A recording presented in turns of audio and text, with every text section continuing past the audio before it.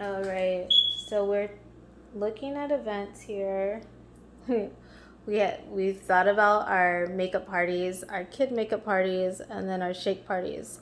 And looking at events, we're looking at events in the near future and maybe within the next 6 months. Um, so we want to think of locations. When you think of locations, um, here. So here's one. It says from $0 for vendors.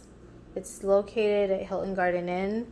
Some event planners might have no fee for vendors because not everyone knows that process. So maybe it's just one of those opportunities to get vendors in and get some business flowing and some crowd flowing, depending on the situation and the event and the goals there involved. And with such, it would probably just be more so a like a booking session, communication, contact, to be able to get vendors in, see how many we can get, and then also it gives the vendors opportunity without a fee, and then they get to see the experience of being a vendor at an event. So that's it might be kind of like an introductory or maybe like a trial of events for vendors to see, businesses to test and see, is this something good? Like distributor, Mary Kay Independent Beauty Consultant, is this something good for me to have set up? Is it worth it? Sometimes vendors' fees get a little costly. So depending on the event, especially if there's a high flow of people expected, then they can get more expensive. So a vendor would want to consider whether is it worth the time, and are they going to even make anything from it? Purposes vary. Maybe it's just a marketing opportunity. Maybe it's something like Herbalife Nutrition, which involves marketing, but also has their distributors earning revenue in that way. And the same thing with Mary Kay and the independent beauty consultants. So here's another event we have here from $100. So those variances will probably depend on the size of the vendor's space. So minimally $100, but it could grow from there in regards to any pricing or fees. So that's all. That's kind of just the foundational layer with distributorship and getting into events.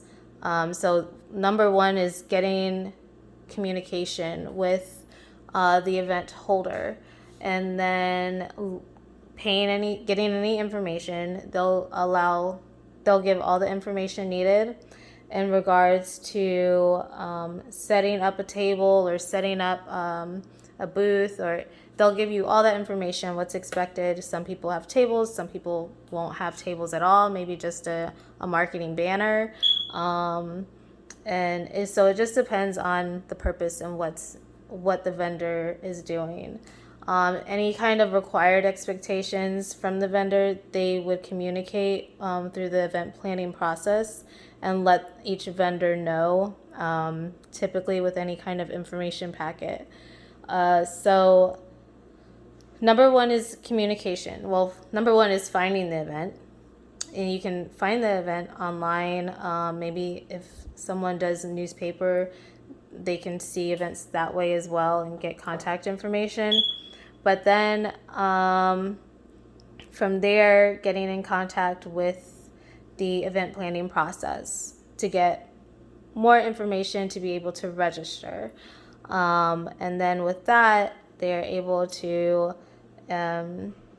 continue the process of setting up, either awaiting the day of the event and just the prep methods. So it might be ordering some inventory to make sure that there's inventory available on the event day.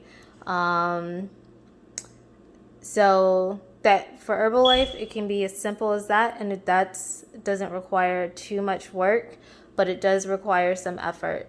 So those are variances in passion in distributorship and also commitment.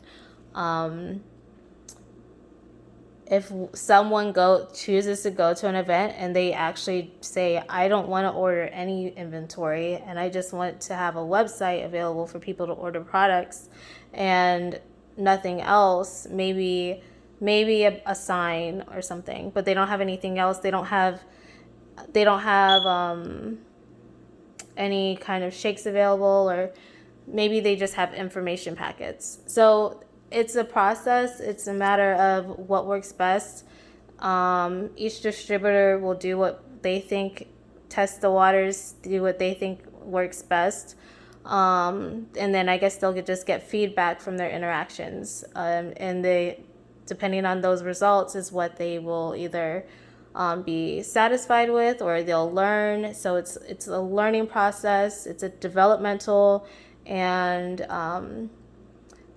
every distributor might be different. It's just a matter of learning what works best for the distributor.